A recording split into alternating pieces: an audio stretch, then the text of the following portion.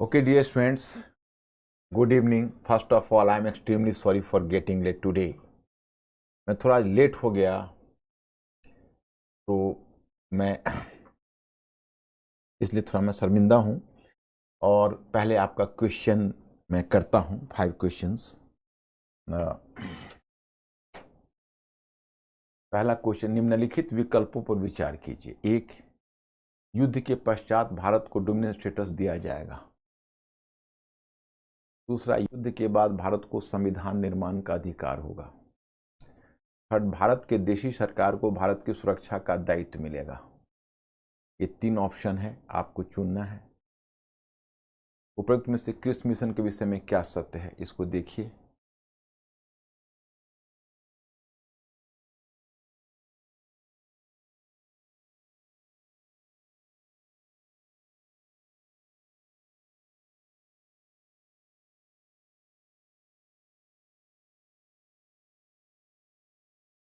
B fast.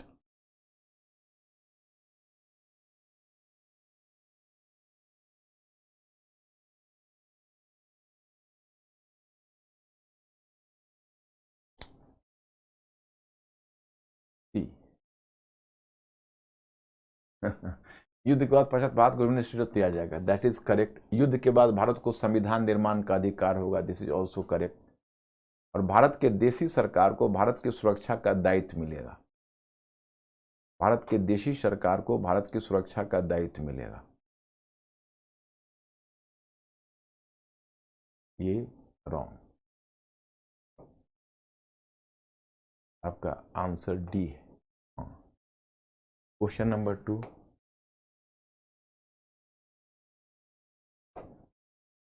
व्यक्तिगत सत्याग्रह में विनोबा भावे को प्रथम सत्याग्रही चुना गया था, दूसरा सत्याग्रही कौन था? Be fast my students.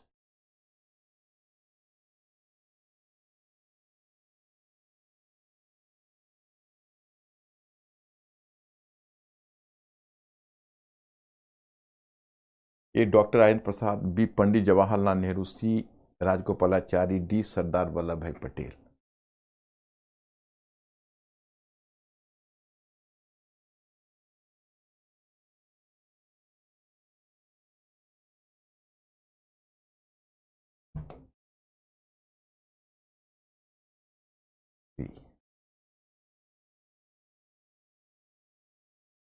वर्ष 1939 में कांग्रेस को छोड़ने के पश्चात सुभाष चंद्र बोस ने किस दल की स्थापना की?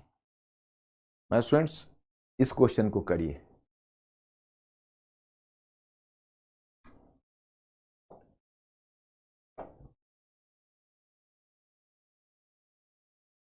कांग्रेस को छोड़ने के पश्चात सुभाष चंद्र बोस ने किस दल की स्थापना की?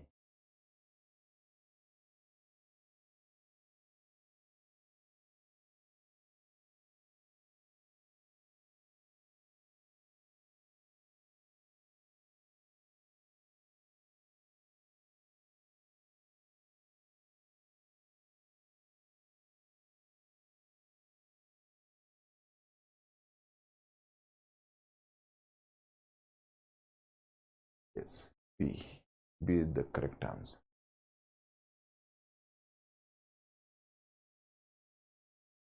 निम्नलिखित कथनों पर विचार किए। गवर्नमेंट ऑफ इंडिया एक्ट 1935 में एक प्रांतीय स्वशासन का उपबंध था।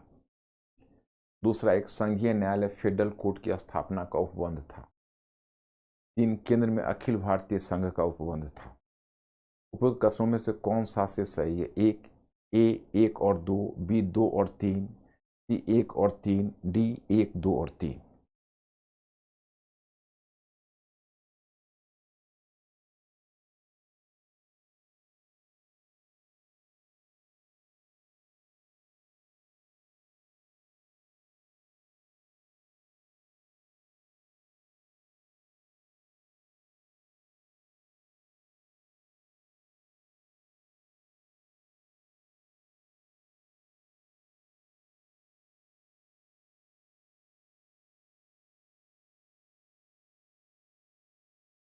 प्रांतीय स्वशासन का उपबंध था, एक संघीय न्यायालय की स्थापना का उपबंध था, केंद्र में अखिल भारतीय संघ का उपबंध था। Yes, correct. 5वां, वर्ष 1939 में सभी प्रांतों में कांग्रेस मंत्रिमंडलों ने त्याग पत्र दे दिया। रीजनिंग, कांग्रेस ने द्वितीय विश्व युद्ध के संदर्भ में वायसराय के जर्मनी के विरुद्ध युद्ध घोषित कर देने के निर्णय को स्वीकार नहीं किया। वर्ष 1939 में सभी प्रांतों में कांग्रेस मंत्रिमंडलों ने त्यागपत्र दे दिया। रीजनिंग: कांग्रेस ने द्वितीय विश्व युद्ध के संदर्भ में वायसराय के जर्मनी के विरुद्ध युद्ध घोषित कर देने के निर्णय को स्वीकार नहीं किया।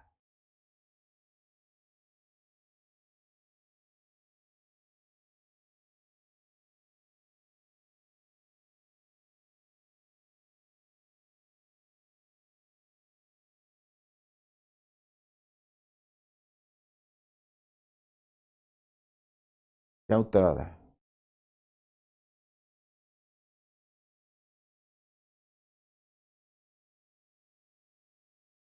वर्ष 1939 से प्रांत कांग्रेस मंत्रियों ने त्यागपत्र दिया। कांग्रेस ने द्वितीय विश्व युद्ध के संदर्भ में वायसराय के जर्मनी के विरुद्ध घोषित कर देने के निर्णय को स्वीकार नहीं किया। नहीं, सही, बिल्कुल सही कहा, करेक्ट है। भारत इसके लिए नहीं किया था, तुम लोग बिल्कुल करेक्ट हो।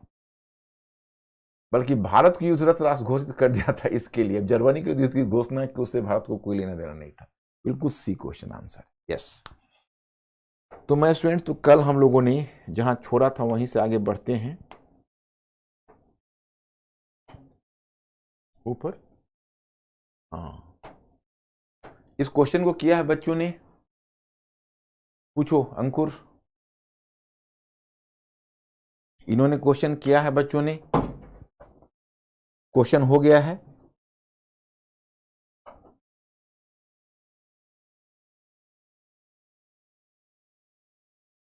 ने 1937 के चुनाव में भारतीय राजनीति में सांप्रदायिक चेतना को बल प्रदान किया। क्या मेरे स्टूडेंट्स ने कवर किया है आज? अंकुर, पूछो इनसे, मिस्टर अंकुर क्या बोल रहे हैं?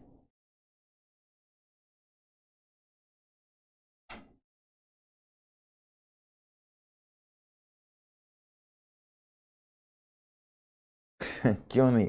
1937 के चुनाव में भारतीय राजनीति सांप्रदायिक चेतना को बल प्रदान किया। परीक्षण कीजिए। तो अगर मान लो इसको शुरू करना है तो पहले पंक्ति ये कर सकते हो कि 1937 के चुनाव ने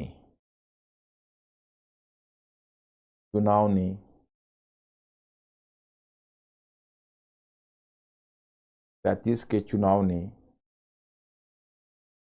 मुस्लिम लीग को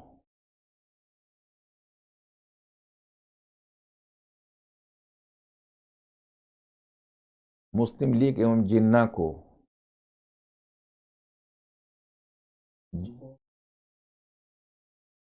क्या पूछ रहे हैं? बोर्ड ऊपर करके लिखना है।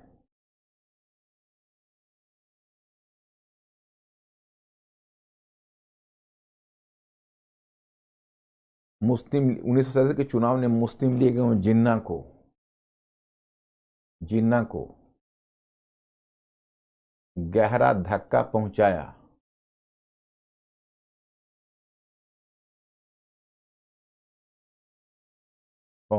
तथा उन्हें रणनीति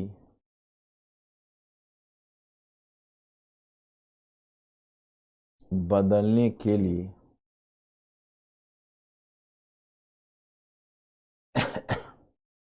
धक्का पहुंचाया एवं उन्हें रणनीति बदलने के लिए प्रोत्साहित किया।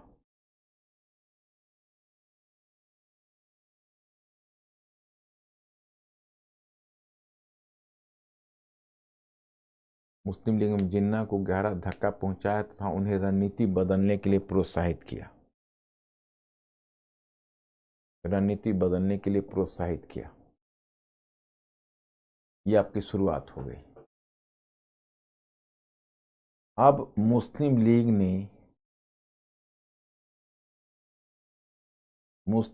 ने निम्नलिखित रणनीति अपनाई।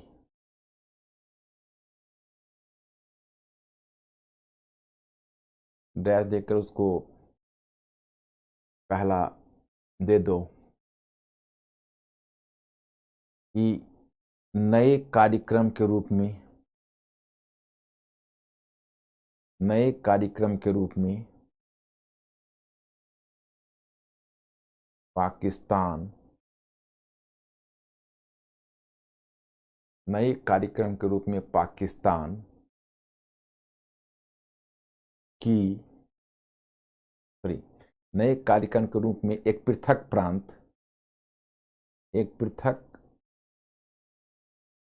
प्रांत का प्रस्ताव लाहौर अधिवेशन में लाया। चाहे 1940 भी कर सकते हो, केवल लाहौर भी ला सकते हो, लाहौर अधिवेशन में लाया। हाँ। दूसरा, मुस्लिम लीग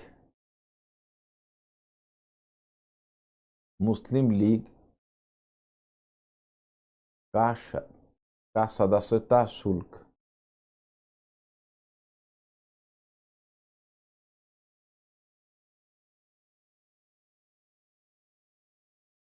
मुस्लिम लीग का सदस्यता शुल्क कम किया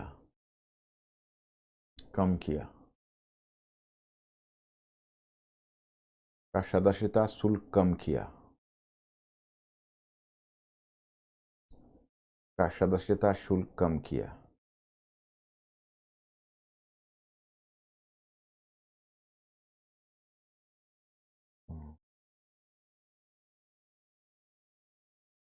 का सदस्यता शुल्क कम किया। नेक्स्ट वन, मुस्लिम लीग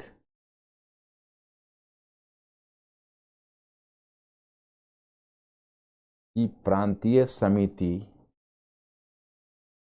समितियों का गठन किया।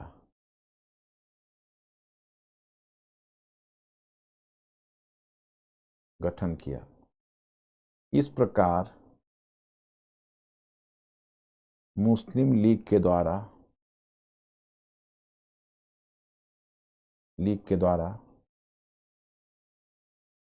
मुस्लिम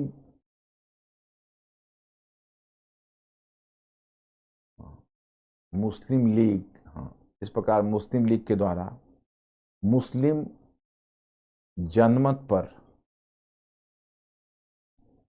नियंत्रण स्थापित करने के लिए, सॉरी, मुस्लिम जनमत पर प्रभाव, नियंत्रण नहीं, प्रभाव, थोड़ा ऊपर कर देता हूं फिर,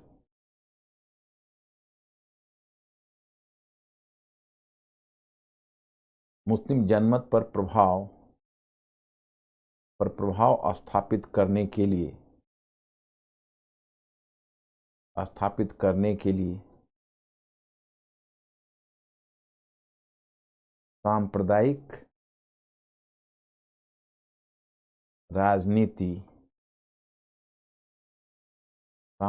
राजनीति एवं प्रचार कार्य पर बल दिया गया। दूसरी तरफ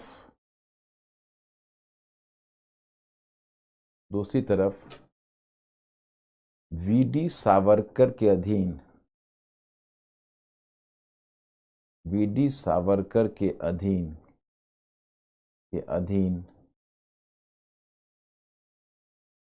अधीन हिंदू महासभा एवं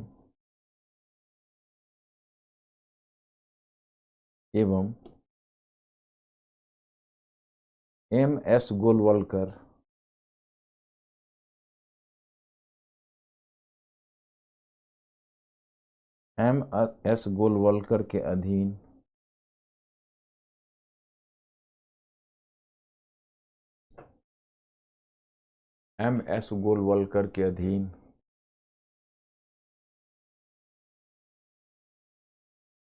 गोलवलकर के अधीन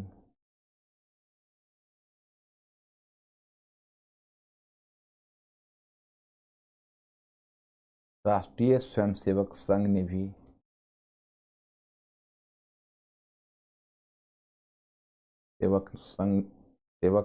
भी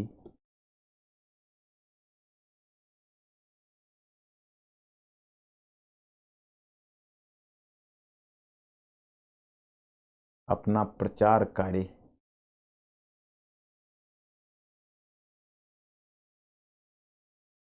तीव्र कर दिया, अपना प्रचार कार्य तीव्र कर दिया। अतः अपना प्रचार कार्य तीव्र कर दिया, अतः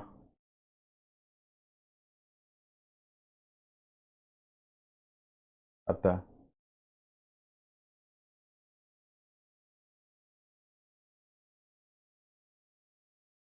संप्रदायवाद को प्रोत्साहन मिला, संप्रदायवाद को प्रोत्साहन मिला। इसी तरह से उत्तर लिखना था।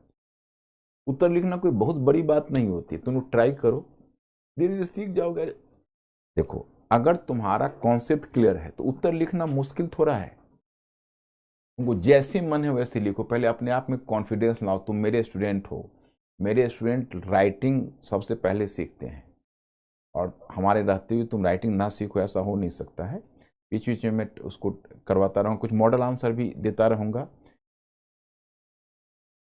कोशिश करो वर्ड लिमिट्स रखने का, और धीरे धीरे भाषा जैसे जैसे तुम्हारी वर्णनात्मक से विशेषण परख होती जाएगी, प्रॉब्लम सॉल्व होता जाएगा। चलिए, अब देखो, ये कल हम लोगों ने स्टार्ट किया था, तो व्यक्तिगत सत्याग्रह क्रिप्स मिशन हम लोग कर चुके थे। अब इसमें भारत छोड़ो आंदोलन और वेवेल योजना होगी, तो यह कार्यक्रम पूरा हो जाएगा हमारा लक्ष्य। देखो, अब पहले मैं मुस्लिम लीग के बारे में एक बात आपको समझा दूं, फिर आगे बढ़ता हूं। जैसे मैंने आपको बताया कि 1937 के चुनाव के बाद जिन्ना को काफी झटका लगा, तो जिन्ना ने, एक तो जो सेकेंड वर्ल्ड वॉर है वो जिन्ना को एक नई अपॉर्चुनिटी दे रहा है, क्योंकि जो सेकेंड वर्ल्ड वॉर है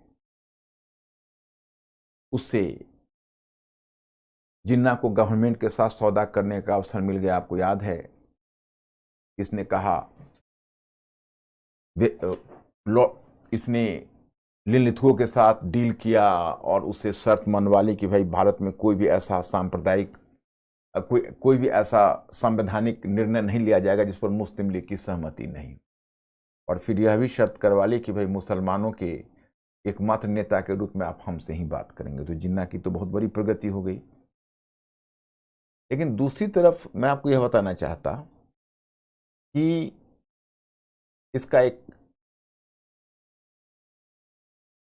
इसकी योजना कहीं और भी थी, क्योंकि 1937 के चुनाव के बाद इसे लग गया था कि अब हमें, जब तक मुस्लिम मासेस पर हमारा पकड़ नहीं, क्योंकि अब तक तो मुस्लिम एलिट पर इसकी पकड़ थी, मुस्लिम मासेस पर पकड़ नहीं थी, तो इसको लग रहा था कि जब तक मुस्लिम मासेस पर हमारी पकड़ नहीं होगी हम तब तक तरक्की नहीं कर सकते हैं, तो हमें मुस्लिम मासेस पर पकड़ चाहिए। तो इसके लिए इसने कुछ रणनीतियां अपनाई जो कल मैंने डिस्कस किया था। जैसे अपने जो प्रांतीय समिति है उसका पुनर्गठन किया, that was the one factor. प्रांतीय समिति को पुनर्गठन करने के बाद इसने कुछ और भी इंपॉर्टेंट डिसीजन लिए। जैसे इसने डिसीजन यह लिए कि हम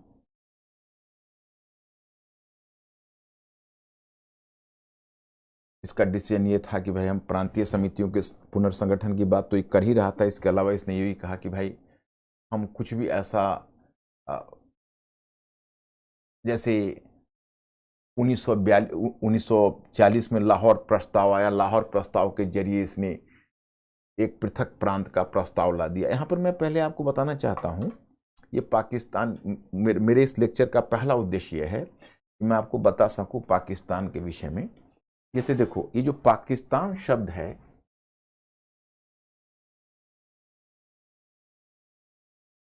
ये पाकिस्तान शब्द इसने जन्म नहीं दिया। ये पाकिस्तान शब्द का जन्मदाता जिन्ना नहीं है। मैं आपको बताना चाहूंगा कि जिन्ना ने 1940 में जो लाहौर प्रस्ताव लाया, क्योंकि जिन्ना ने यह देखा कि भाई 1937 के चुनाव में हमारी पराजय का एक बहुत बड़ा कारण यह है कि हमारे पास कोई कार्यक्रम नहीं है। जब तक हमारे पास कोई कार्यक्रम, निश्चित कार्यक्रम लेकर नहीं आएंगे अपने मासेस के पास, क्योंकि मैंने आपको बताया था कि चुनाव में उसकी हार क्यों हुई थी। चुनाव में उसकी हार ये इसलिए हुई थी क्योंकि उसने 1932, इससे पहले जो उसने 1929 के जो दिल्ली घोषणा पत्र में 14 सूत्री सांप्रदायिक मांगे लाई थी, उन सारी मांगों को लगभग सांप्रदायिक पंचायत ने स्वीकार कर लिया था। तो जिन्ना के पास तो कोई मुद्दा ही नहीं था, अब कौन सा मुद्दा लेकर वो जाता। तो चुनाव में उसको करारी मात हो गई। तब 1940 में उसने सोचा कि भाई मैं एक नया प्रस्ताव ऐसा लाता हूं जहां पर मुस्लिम मासेस को हम संगठित कर सकेंगे, और भी कुछ रणनीति बनाई, जैसे मुस्लिम लीग की सदस्यता शुल्क कम कर दी जाए, जो कल मैं आपको बता चुका हूं, या उसकी प्रांतीय समितियों का गठन किया जाए। लेकिन उसने लाहौर प्रस्ताव लाया। लाहौर प्रस्ताव में उसने पृथक मुस्लिम प्रांत, उसने जो टर्म का प्रयोग किया है वो मैं आपको बताता हूं, अंग्रेजी में किया है सेपरेट मुस्लिम स्टेट। उसने जो शब्द का प्रयोग किया हुआ है सेपरेट मुस्लिम स्टेट और स्टेट्स।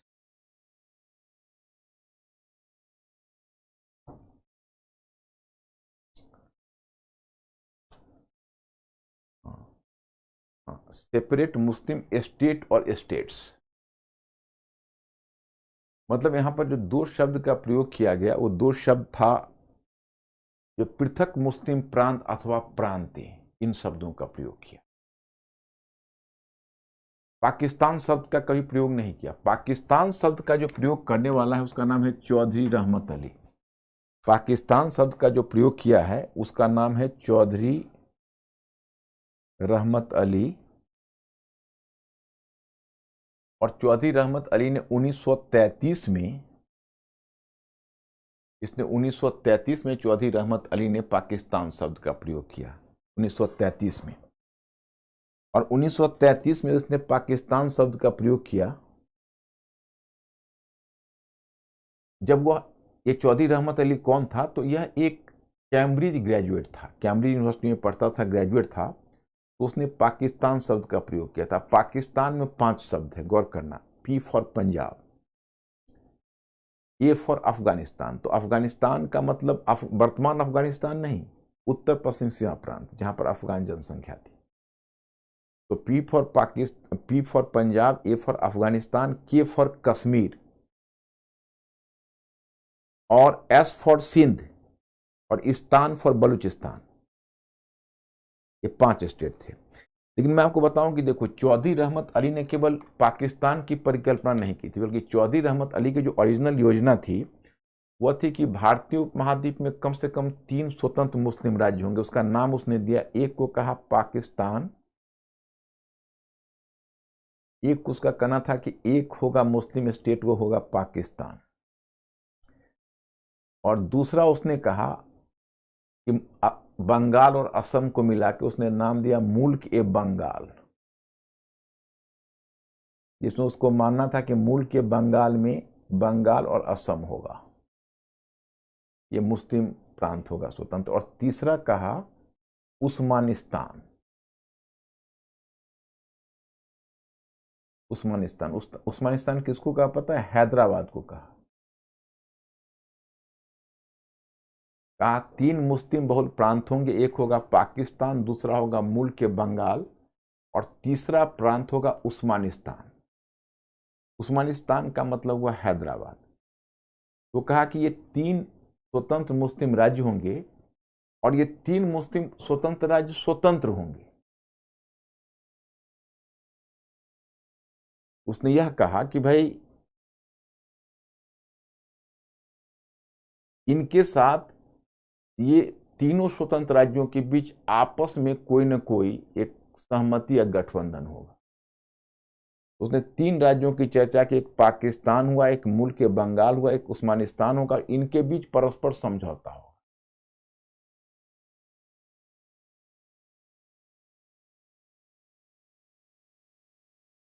लेकिन आपको जानकर आश्चर्य होगा कि चौधरी रहमत अली को पाकिस्तान में कभी घुसने नहीं दिया गया। जो चौधरी रहमत अली वो पाकिस्तान से बाहर तड़प कर मर गया, उसको अंदर कभी जाने नहीं दिया गया, क्योंकि जो उसके हुक्मरान थे उनको लगता था कि भाई अगर यह जाएगा तो भड़काएगा पाकिस्तानी लोगों को, कहेगा कि देखिए भाई, आपका कश्मीर इंडिया में रह गया, आपका असम इंडिया में रह गया, हैदराबाद का पता ही नहीं है, किस तरह से आपके हुक्मरान ने कौन सा पाकिस्तान लाया, वो तरफ कर मर गया, उसको कभी अंदर नहीं जाने दिया। तो शुरू शुरू में पाकिस्तान शब्द का प्रयोग जिन्ना ने नहीं किया है। तो उसने लाहौर प्रस्ताव लाया था, तो उसने इन सेपरेट मुस्लिम स्टेट और स्टेट्स, अब देखो ये भी गौर करने वाली बात है, उसने भी केवल ये नहीं कहा था कि एक मुस्लिम प्रांत, एक स्वतंत्र मुस्लिम राज्य होगा, एक से अधिक भी हो सकता है, इसलिए स्टेट शब्द का प्रयोग किया। क्यों? क्योंकि उधर जो बंगाल में जो फजलुल हक था, वह बंगाल की आइडेंटिटी को लेकर बड़ा कॉन्शियस था कि भाई हम आपके साथ नहीं भी जा सकते हैं। तो कहीं ना कहीं बंगाली नेशनलिस्ट को भी उसको खुश करना था, तो उसने एक से अधिक की संभावना भी बता दी। तो किसी आलोचक ने सच ही कहा है, एक तरह से अगर आप कहिए तो लाहौर प्रस्ताव में बांग्लादेश की नींव पड़ गई, क्योंकि भविष्य में बंगाल को आपने एक उम्मीद दे दी कि भाई आप अलग भी हो सकते हो।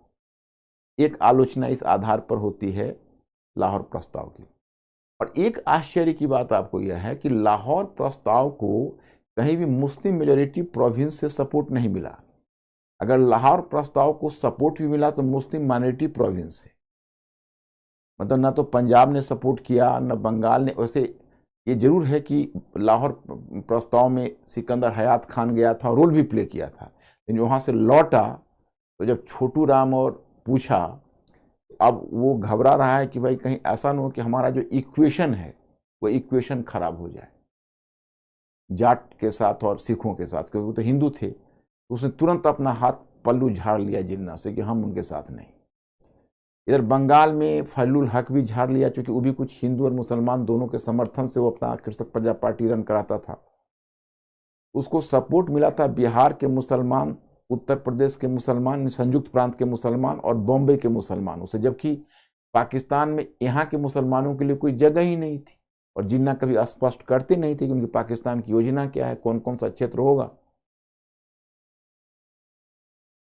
इस कारण से उनको वहां से सपोर्ट मिल रहा था जहां मुस्लिम माइनॉरिटी में थी, जहां मेजोरिटी में थी वहां उनको सपोर्ट नहीं था। तो ये बात है। तो मुझे लगता है कि ये कम्युनल पॉलिटिक्स आप लोग समझ चुके होंगे यहाँ तक। अब हम आपको उस डायग्राम को फर्दर आगे बढ़ाते हैं। देखिए, क्रिस मिशन तक हो गया, भारत छोड़ो आंदोलन पर चलते हैं। Just 1 minute.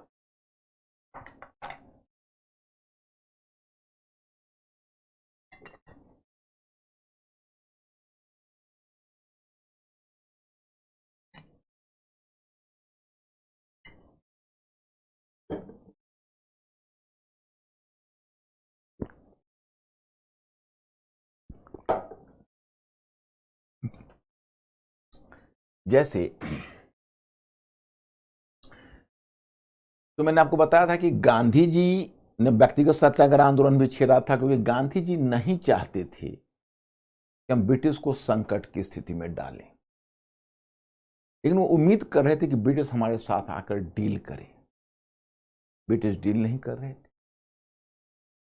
अंत में क्या हुआ कि जापान ने मलेशिया और सिंगापुर पर हमला किया।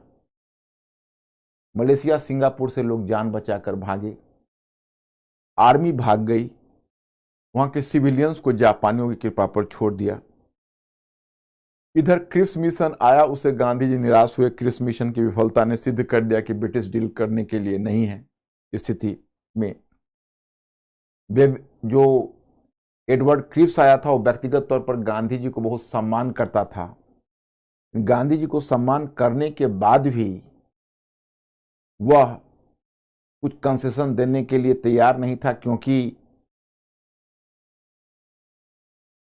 चर्चिल ने उस पर बेतरह दबाव डाल रखा था, जो ब्रिटिश प्रधानमंत्री था। तीसरी बात यह हुई कि क्योंकि सेकेंड वर्ल्ड वॉर चल रहा था, उसमें अमेरिका भी साथ था और दक्षिण पूर्व एशिया में युद्ध हो रहा था। उधर चाइना भी उस युद्ध में था। तो जापानियों से लड़ने के लिए एशिया में कुछ ऑस्ट्रेलियन और अमेरिकन सेना उतारी गई। तो जो सैनिक कैंटोनमेंट थे, एक तो जिस क्षेत्र में वो थे उस क्षेत्र में लोगों ने परेशानी महसूस की। दूसरा, सारा अनाजों का सप्लाई उनको गया, जिस कारण से बंगाल में अनाजों की स्कार्सिटी हो गई और अकाल की स्थिति उत्पन्न हो गई। इसका अलग असंतोष था। एक दूसरा मुद्दा उभर कर आया कि सेकेंड वर्ल्ड वॉर ने बहुत सारे सामाजिक वर्गों पर बहुत बड़ा दुष्प्रभाव छोड़ा था। द्वितीय विश्व युद्ध के कारण आप देखोगे पूंजीपति भी परेशान थे, जमींदार किसान भी परेशान थे, सभी परेशान थे, आर्थिक दबाव सभी के ऊपर बढ़ रहा था, ये भी एक फैक्टर था। और एक फैक्टर यह था कि चूंकि उस समय एक र्यूमर यह फैल गया था कि जापानी बंगाल की खाड़ी के रास्ते इंडिया में घुस सकते हैं, तो इस डर से बंगाल की खाड़ी में मछुआरों के जितने नाव थे उसको डुबो दिए गए थे। तो मछुआरे अलग परेशान थे, उनको लगता था कि भाई ये तो हमारे नाव को डुबो दिया गया, हमारी जीविका पर हमला किया गया। तो एक तरह से एक आंदोलन का माहौल बदल गया था, एक आंदोलन का माहौल बन गया था। और अचानक से जैसे जैसे गांधी जी का भी धैर्य की सीमा टूटने लगी थी, सुमित सरकार लिखते हैं कि 1942 के ग्रीष्म ऋतु तक गांधी जी के वक्तव्य में काफी आक्रोश उभरने लगा था। और कहीं ना कहीं मुझे लगता है कि गांधी जी को डर यह था कि भाई, गांधी जी को बेसिक डर यह था कि जापानी ब्रिटिश के कारण हिंदुस्तान में चले आएंगे और हिंदुस्तान को सफर करना पड़ेगा। और ऐन मौके पर जैसे सिंगापुर और मलेशिया को ब्रिटिश ने धोखा देकर वहां से भाग गए, अपने आर्मी को निकालकर उस तरह इंडिया से भाग जाएंगे और इंडियंस को ब्रिटिश के कारण दर्द झेलना पड़ेगा। इसीलिए गांधी जी ने कहना शुरू कर दिया ब्रिटिश को कि आप हमें या तो अराजकता पर या ईश्वर की कृपा पर कृपया छोड़ के आप चले जाइए हमें। और गांधी जी को बेचैनी जापानियों के आक्रमण की थी। अंत में गांधी जी ने कहा साफ कि अब मैं और अधिक इंतजार नहीं कर सकता, जिन्ना साहब के हृदय परिवर्तन की राह नहीं देख सकता। एक वाकया है जो मैं आपसे शेयर करना चाहूंगा कि मौलाना अबुल कलाम आजाद उस समय कांग्रेस के अध्यक्ष थे। आजाद 1940 में अध्यक्ष बने थे और चूंकि सेकेंड वर्ल्ड वॉर था छिड़ा हुआ, तो उसके बाद अध्यक्ष के पद का फिर दोबारा चुनाव हुआ नहीं, तो 46 तक बने रह गए। तो 42 में वही अध्यक्ष थे। लेकिन अब कांग्रेस के पास कोई कार्यक्रम नहीं था। कांग्रेस कोई अखिल भारतीय आंदोलन आरंभ करना नहीं चाहती थी, क्योंकि जानती थी कि अभी सिचुएशन उसके लिए है नहीं। नेतागण कंफ्यूज थे, सभी के अलग अलग विचार थे। तो मौलाना आजाद उसमें कलकत्ता भी चले आए थे और उनकी बीबी बेगम जो थी वो सख्त बीमार थे। जो डॉक्टर से वार्ता हुई तो डॉक्टर ने कहा कि देखिए चंद दिनों का मेहमान है, तो इनको, ये चंद दिनों के मेहमान हैं, इनको छोड़ दीजिए। और यही बेहतर होगा, क्योंकि अब इनको कोई चिकित्सा, इनका कोई उपचार नहीं कर सकती। अगर ज़्यादा से ज़्यादा आप खर्च कर सकते हैं तो इनको खुश रखिए, इनके साथ समय स्पेंड करिए, क्योंकि अब ये 15-20 दिन या 25 दिन से ज़्यादा जिंदा नहीं रह, मतलब जीवित नहीं रह सकती। अब उनके लिए कितना ट्रायल मोमेंट था। वो बेगम जो उनका जीवन साथी थी वो मरने वाली थी, तो उन्होंने सोचा कि भाई अब शेष उसी के समय भी गुजारते हैं, क्योंकि पार्टी का तो भी कोई काम है नहीं। तो ये बेगम के साथ रहते थे, उनको मेडिसिन देते थे, उनको खुश रखने की कोशिश करते थे, तरह तरह की कहानियाँ सुनाते थे, कभी होली कुरान पढ़कर सुनाते थे। तभी गांधी जी का बुलावा आया कि मौलाना को बुलाओ। गांधी से जब मिलने गए तो गांधी जी ने कहा कि मौलाना, हम एक आंदोलन आरंभ करना चाहते हैं अखिल भारतीय, और हम एकदम इस आंदोलन के लिए तैयार हैं। अगर कांग्रेस हमारे साथ है तो हम कांग्रेस को साथ लेकर चलेंगे, नहीं तो हम अकेला खड़ा करेंगे इस आंदोलन को, लेकिन हम करेंगे ब्रिटिश को भारत अब छोड़ना पड़ेगा। तो मौलाना आजाद ने एक बार गांधी जी का चेहरा देखा, चूंकि उसमें का माहौल ऐसा था कि उनको लगता था कि अभी अगर कोई अखिल भारतीय आंदोलन आरंभ हो जाता है तो ब्रिटिश बड़ा उग्र दमन करेंगे। तो पहले उन्होंने गांधी जी का थोड़ा चेहरा देखा, उन्होंने पूछा कि बापू, आपने अच्छे ढंग से सोच लिया है? ने बापू अच्छे ढंग से सोच लिया है का प्रतीकात्मक अर्थ यह है कि बापू आपने इसको अच्छे ढंग से सोचा है, मतलब वो डर नहीं रहे थे।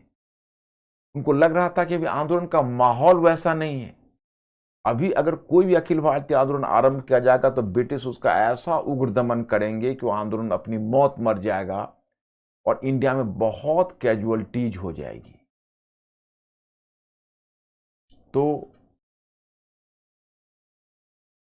वे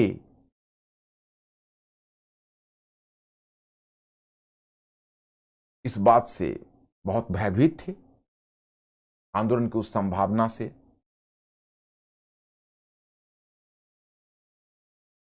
इस बात से अपने लिए भयभीत नहीं थे, भारतीय लोगों के लिए भयभीत थे कि भाई भारतीय की कितनी कैजुअलिटीज होगी, हजारों में लोग मारे जाएंगे। इसलिए उन्होंने कहा कि गांधी जी से कि बापू आपने सोच लिया है। गांधी जी ने कहा मैंने बिल्कुल बिल्कुल सोच लिया है और मुझे इसमें कोई कंफ्यूजन नहीं है कि हमें आंदोलन आरंभ करना है।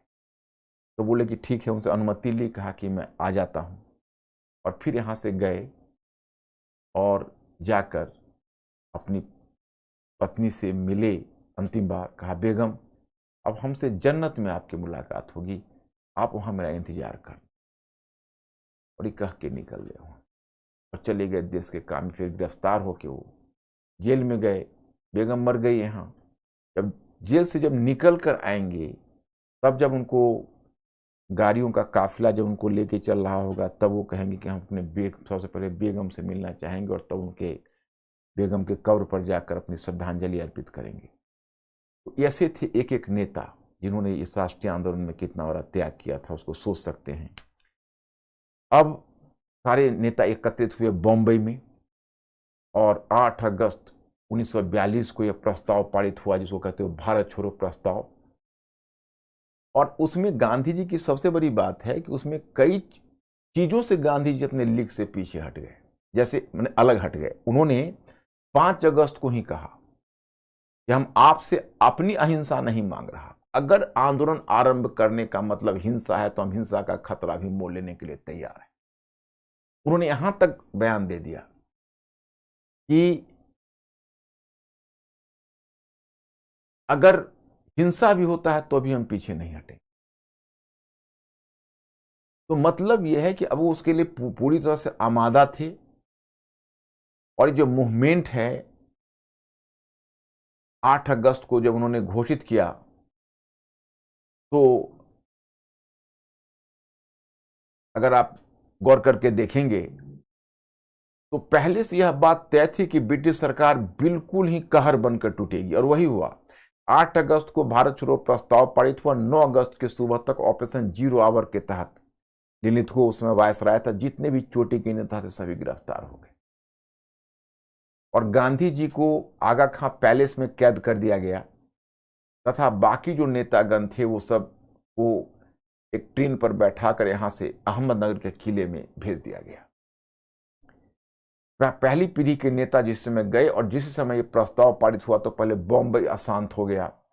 और 8 आप देखोगे कि 9 अगस्त से लेकर 14 अगस्त तक बॉम्बे अशांत रहा। वहां पर तोड़फोड़, रेलवे लाइन तोड़ना, बाकी चीजें शुरू हो गई। 10 अगस्त से 14 अगस्त तक कलकत्ता अशांत हो गया। 11 अगस्त को पटना सचिवालय के सामने ऊपर झंडा को सेक्रेटेरिएट के ऊपर लहराते हुए 7 लोग गोली के शिकार हुए, लेकिन मरते हुए भी झंडा को नीचे गिरने नहीं दिया।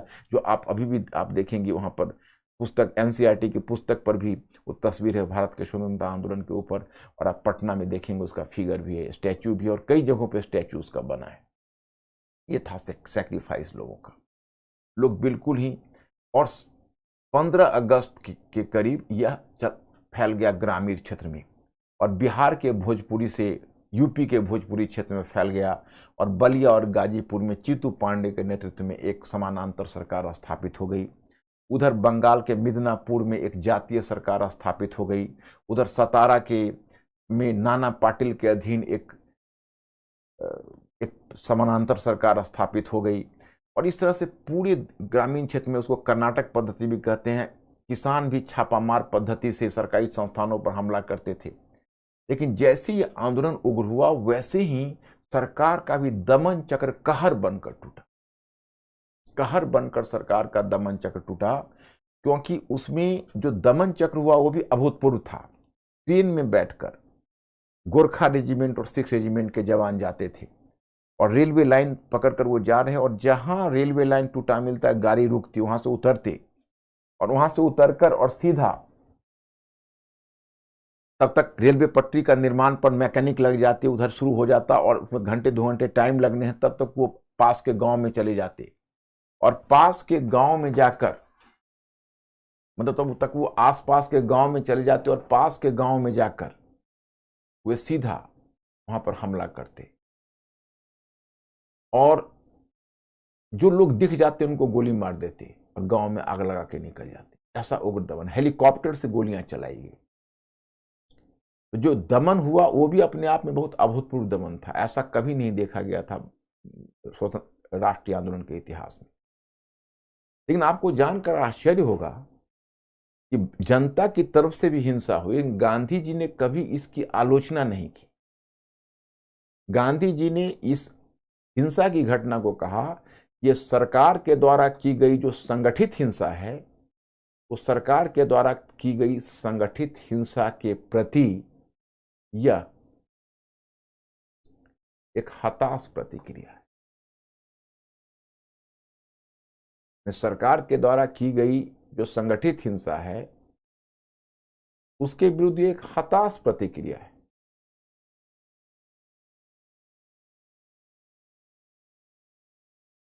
It is simply a desperate reaction.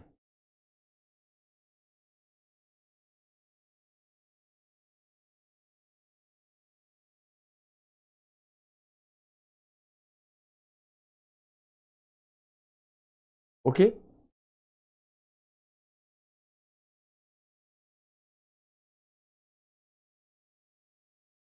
तो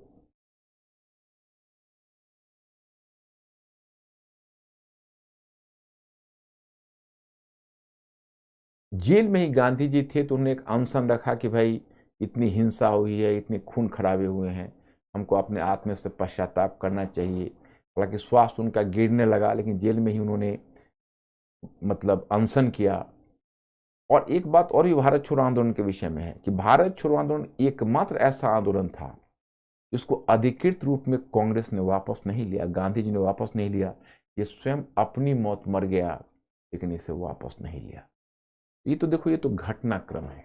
1943 में वैसे भी दमन, उग्र दमन के सामने पहले तो दो तीन चीजें हुई। पहले तो शहरी क्षेत्रों में आंदोलन हुए, फिर ग्रामीण क्षेत्रों में गया तो किसानों ने हमला किया, लेकिन किसानों पर उग्र दमन हुआ तो शांत होने लगा। तब कुछ बुद्धिजीवी इसमें शरीक हुए और बुद्धिजीवी और जो छात्र थे वो भी काफी इसमें शरीक हुए और वहां कुछ गुप्त संगठन बनाकर और तब सरकार से संघर्ष करने लगे। जैसे बिहार और नेपाल की सीमा पर जयप्रकाश नारायण ने एक समानांतर सरकार स्थापित कर दी। इस प्रकार से बुद्धिजीवियों ने इस आंदोलन को जारी रखा। लेकिन 1943 तक यह आंदोलन लगभग शांत पड़ गया, चूंकि सरकार का भी उग्र दमन था। लेकिन गांधी जी भी अड़े रहे कि इस आंदोलन को वापस नहीं लेंगे, चाहे हिंसा हो या कुछ, लेकिन उन्होंने वापस नहीं लिया। ये तो घटना है, लेकिन इस केस से जुड़े हुए एक दो प्रश्न हैं जो मैंने आपको दिया हुआ है, उस पर नजर डाल लीजिए।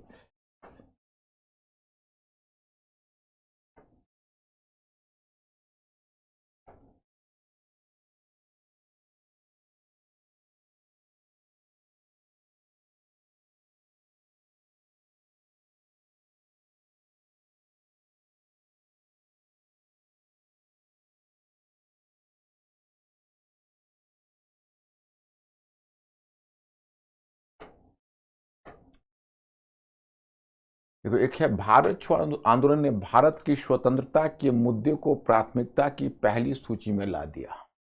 ये क्वेश्चन बन सकता है, इसको देखो हमने बहुत अच्छे ढंग से डाल दिया है। टिप्पणी कीजिए, प्रश्न विश्लेषण। यह प्रश्न अपने स्वरूप में हाइपोथेटिकल है। कीवर्ड से भारत छोड़ो आंदोलन, भारत की स्वतंत्रता प्राथमिकता पहली सूची, टिप्पणी, ये कीवर्ड्स है। तो कीवर्ड्स को पहले मैंने सिलेक्ट करके दे दिया। मतलब ये राइटिंग का रूल्स आपको बता रहा है, क्योंकि यहाँ पर आप तो जानते हो कि ऑनलाइन वाले में लिख के दिखाने में थोड़ा आपके लिए भी टाइम टेकिंग हो जाता है। इसलिए मैं कोशिश करता हूँ कि ज़्यादा से ज़्यादा उत्तर मैं आपको मॉडल के रूप में भी दूँ। तो भारत छोड़ो आंदोलन भारतीय स्वतंत्रता आंदोलन में एक महत्वपूर्ण मोड़ साबित हुआ।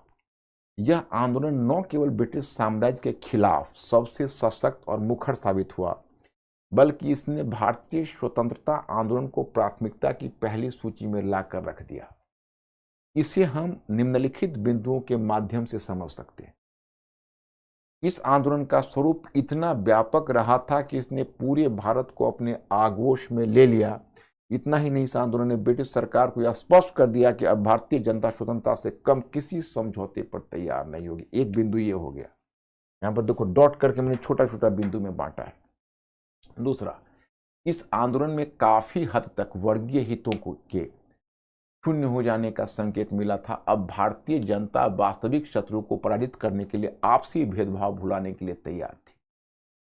सबसे बढ़कर अब जब तक ब्रिटिश को ऐसा विश्वास था कि महात्मा गांधी के नेतृत्व में जो आंदोलन होगा वो अहिंसक आंदोलन होगा, परंतु भारत छोड़ो आंदोलन ने यह सिद्ध कर दिया भविष्य में जो आंदोलन होगा उसमें हिंसा और अहिंसा के बीच स्पष्ट भेद करना मुश्किल हो जाएगा। तो यह ब्रिटिश के लिए खतरे की घंटी थी। ये देखो तीसरा पॉइंट, यह आंदोलन कांग्रेस के पूर्व आंदोलन से भिन्न था, क्योंकि इस आंदोलन में पहली बार राष्ट्रवादी तथा साम्राज्यवादी शक्तियों के बीच समझौता रहित संघर्ष का चरम रूप दिखा दिया था। अब राष्ट्रीय आंदोलन की एकमात्र मांग स्वतंत्रता बन गई थी। अतः भारत छोड़ो के आह्वान के बाद पीछे नहीं मुड़ा जा सकता था। औपनिवेशिक सरकार के साथ भविष्य में जो भी वार्ता होनी थी वो सत्ता के हस्तांतरण के मुद्दे पर हो। तो थोड़ा सा आप लोग देखना, कहीं कोई दिक्कत हो तो पूछना। अंकुर ये सब ठीक है? इस प्रकार स्पष्ट है कि इस आंदोलन ने स्वतंत्रता को प्राथमिकता की पहली सूची में। छापामार पद्धति, छापामार पद्धति का मतलब है छिपकर वॉर करना। उसी को छापामार पद्धति को गुरिल्ला पद्धति कहते हैं।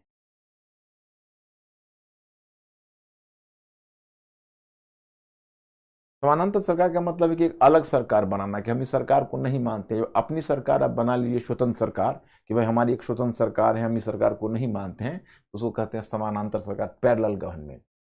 जो स्वतंत्र सरकार आप बना लेते हो, अपनी सरकार को नहीं मानते हो, तो उसको पैरेलल गवर्नमेंट कहते हैं। अब हम आपको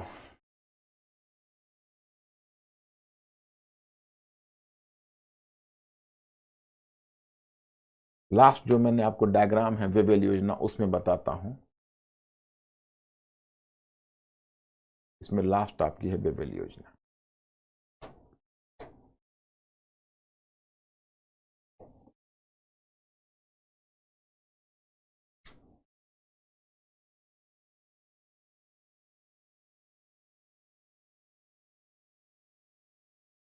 तो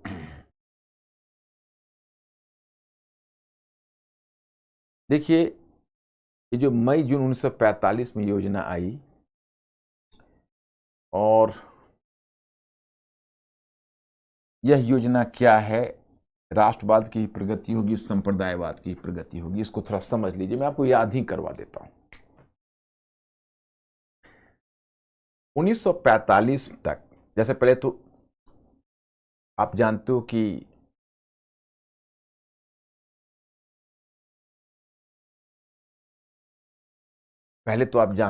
कि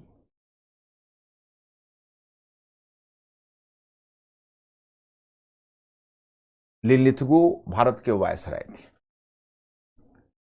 लिलिथगो के बाद नए वायसराय के रूप में वेवेल का आगमन हुआ। वेवेल सेकेंड वर्ल्ड वॉर के समय वो साउथ ईस्ट एशिया में ब्रिटिश सेना के कमांडर थे, लेकिन सेकेंड वर्ल्ड वॉर के बाद वो फ्री हुए और उनका ट्रांसफर हो गया इंडिया के वायसराय के रूप, इंडिया के वायसराय बनकर आए। 1945 में आने के बाद सबसे पहले उन्होंने गुडविल जेस्चर के रूप में, गुडविल जेस्चर के रूप में, मतलब एक अच्छे सद्भावपूर्ण नीति के प्रतीक के रूप में, जो कांग्रेस के जो गिरफ्तार नेता थे उन नेताओं को पहले आजाद किया, उनको आजाद करवाया। पहला काम तो ये किया, ठीक है, बहुत अच्छा काम किया। फिर उनके सामने एक प्रस्ताव रखा जिसको कहते हैं वेवेल योजना। ये मई जून में योजना रखी गई, मई में। वो योजना में कहा कि देखिए, वायसराय के पास, यानी वायसराय के काउंसिल में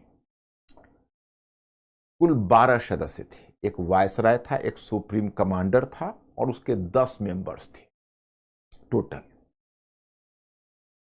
गौर करिएगा, एक वायसराय, एक सुप्रीम कमांडर और दूसरा 10 मेंबर्स। तो 10 मेंबर्स थे तो टोटल 12 मेंबर्स हुए। तो उसमें उन्होंने कहा कि वायसराय और सुप्रीम कमांडर को जोड़कर बाकी जो 10 मेंबर्स होंगे वो इंडियन मेंबर्स होंगे, भारतीयों के लेंगे। उसमें उन्होंने कहा कि 5 हम हिंदुओं को लेंगे और 5 मुसलमानों को, मतलब 5 मुसलमानों को लेंगे। मतलब 5 कांग्रेस का और 5 मुस्लिम लीग का प्रतिनिधि होगा। तो 5 कांग्रेस का प्रतिनिधि भेजेंगे, 5 मुस्लिम लीग का। तो अब जब ये प्रतिनिधियों की बात हुई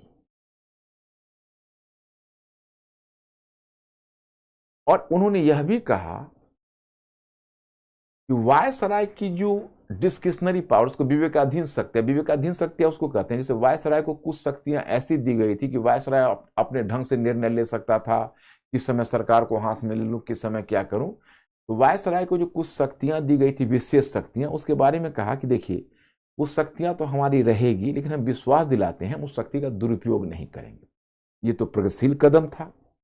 अब थोड़ा ये बात तो चुभती है कि भाई 5 सदस्य, 5 मेंबर्स, 5 प्रतिनिधि आपने कांग्रेस को दिए और 5 ही प्रतिनिधि आपने मुस्लिम लीग को दिए। तो 5 कांग्रेस को दिए और 5 मुस्लिम लीग को दिए, तो कांग्रेस को थोड़ा तो ज्यादा तो होना चाहिए था, क्योंकि कांग्रेस कुछ भी हो तो एक बड़ी पार्टी थी, वो अखिल भारतीय संपूर्ण भारत की जनता का प्रतिनिधित्व करती थी, और मुस्लिम लीग सांप्रदायिक पार्टी थी, केवल मुसलमानों का प्रतिनिधित्व करने का दावा करती थी, और बराबर सीटें दोनों को देना यह अनुचित था। लेकिन फिर भी कांग्रेस ने इस पर आपत्ति नहीं की, ठीक है 5 सीटें कांग्रेस को, 5 मुस्लिम लीग को मिली, उसको स्वीकार कर लिया। लेकिन समस्या तब आई जब कांग्रेस ने अपने 5 मेंबर्स में 2 मुस्लिम मेंबर्स को चुना। कांग्रेस ने कहा कि हमें 5 मेंबर्स भेजना है, मैं तय करूंगा कि मेंबर्स हमारा, मैंने हम तय करेंगे मेंबर्स क्या कौन होंगे। तो 3 हिंदू को चुना और 2 मुस्लिम को चुना, जिसमें मुस्लिम में एक मौलाना अबुल कलाम आजाद थे और दूसरा खान अब्दुल गफ्फार खान थे, जिनको सीमांत गांधी कहा जाता है। जिसी समय इन मेंबर्स को चुना तो जिन्ना खफा हो गए। जिन्ना ने कहा कि नहीं नहीं, कांग्रेस को केवल हिंदू मेंबर्स चुनने का अधिकार है, मुस्लिम मेंबर्स चुनने का अधिकार केवल मुस्लिम लीग को है। इस पर कांग्रेस ने कहा कि देखिए तो आपकी समस्या है, आपने आपको अपने आप को मुसलमानों की पार्टी घोषित कर रखी हो, तो आप शौक से मुस्लिम मेंबर्स को चुनिए। लेकिन हमने तो कहा है कि हम तो भारत का प्रतिनिधित्व करते हैं, हिंदुस्तान का प्रतिनिधित्व करते हैं, इंडिया का प्रतिनिधित्व करते हैं, जिसमें हिंदू भी है, मुसलमान भी है, सिख भी और ईसाई भी है। तो हम तो धार्मिक आधार पर विभाजन नहीं कर सकते हैं, हमें तो पूरा अधिकार है मुस्लिम प्रतिनिधि को चुने, हम तो चुनेंगे। हम इस प्रिंसिपल से पीछे कैसे हट जाएंगे? तो इसका मतलब है कि हम सिद्ध करेंगे हम हिंदुओं की पार्टी। अब समझ सकते हो कांग्रेस की मजबूरी। जिन्ना ने कहा कि नहीं, ये बात नहीं होगी। अब वेवेल महोदय ने इस बात का हल निकालने के लिए 16 जून से 25 जून के बीच शिमला में एक सम्मेलन बुलाया। इसको कहते हैं शिमला सम्मेलन। 14 जून से 25 जून 1945 को यह सम्मेलन हुआ। मौलाना आजाद और खान अब्दुल गफ्फार खान सम्मेलन में जब गए तो जिन्ना उनसे इतने खफा थे कि उनसे हैंड शेक, जब दोनों ने हाथ बढ़ाया हाथ मिलाने के लिए, तो हाथ मिलाने से भी इनकार कर दिया। और जिन्ना इस बात पर अड़े रहे कि नहीं, कांग्रेस मुस्लिम प्रतिनिधि नहीं चुन सकती। अब ऐसी स्थिति में जितना उनका इंजेन्युइन डिमांड था, वेवेल को चाहिए था जिन्ना को छोड़ देते, काम को आगे बढ़ा देते। ठीक है आप जिन्ना साहब रहिए, फिर तो हम क्या कर सकते हैं, हम कोई दूसरी पार्टी से ले लेंगे, दूसरी मुस्लिम पार्टी से बात करेंगे। लेकिन उन्होंने कहा कि नहीं, जिन्ना साहब तैयार नहीं है, तो ये वार्ता कैसे आगे बढ़ेगी। उन्होंने वार्ता को तोड़ दिया। तो मैं स्टूडेंट, संप्रदायवाद की शक्ति की जीत हुई इसमें। और कहते हैं कि वो आप याद करो, लिलिथगो प्रस्ताव, या जिसको लिलिथगो प्रस्ताव या उसको बोलते हैं अगस्त प्रस्ताव में, जो मुस्लिम लीग को पहली बार वीटो की शक्ति दी गई थी, वो वीटो की शक्ति का इस्तेमाल करने का मुस्लिम लीग को खुला अधिकार मिला, और मुस्लिम लीग ने खुलकर इस वीटो की शक्ति, और इसके लिए उत्तरदायी वेवेल है। एक तरह से समझो तो वेवेल योजना सांप्रदायिक ताकत की पराकाष्ठा थी। बट माय स्टूडेंट, अब स्थिति बदलेगी, क्योंकि सेकेंड वर्ल्ड वॉर ने ब्रिटेन को तोड़ दिया है। अब ब्रिटेन अपनी नीति को बदलने के लिए मजबूर होगी। अब 2 वर्ष का टाइम 45 से 47 आपका बच गया है, और भारतीय राष्ट्रीय आंदोलन का द्वितीय विश्व युद्ध के पश्चात 45 से 47 तक का बच गया है। और माय स्टूडेंट, इसको मैं आज आप लोगों से रिक्वेस्ट करता हूं कि आज इसको रहने दीजिए, क्योंकि टाइम भी निकल गया, तबीयत भी मेरी थोड़ी नासाज है। तो 45 से 47 का ये एरा जिसमें स्वतंत्रता भी हुआ, विभाजन हुआ है, ये बड़ा इम्पोर्टेंट एरा है। इसलिए आज मैं अपने लेक्चर को यहीं रोक रहा हूँ थोड़ा पहले, क्योंकि मेरी तबीयत भी थोड़ी ठीक नहीं है। मैं फिर कल मिलता हूँ, तो कल आज़ादी और विभाजन तक हम लोग पहुँच जाएंगे। तो my students, here I am staying today. Thank you very much.